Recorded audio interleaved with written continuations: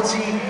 A mimochodem i tato taneční skupina je tradičním pořadatelem mistrovství České republiky v country tancích, takže třeba se spolu zase někdy v Mladé Boleslavi uvidíme. Doufám, že ano, protože je tam příjemně. Kromě toho, že tam dělají auta, tak tam skvěle tancují. A to je vždycky důvod k tomu, abyste se přijeli podívat třeba na nějaký country ball, které také bývají v Boleslavi tradičně velmi povedené. Jak to vypadá u poroty? Porota je připravena na závěrečnou choreografii v kategorii A1S, což je tradiční country tance starší. Přichází vepředu jeden gentleman, který si vede dvě dámy, a za ním jedna dáma, která si vede dva gentlemany.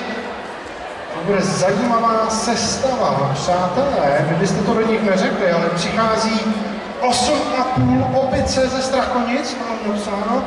To je překlad, nebo je to správně Strachonice? Aha. A její choreografie, která se jmenuje Zuzana, takže 8,5 opice.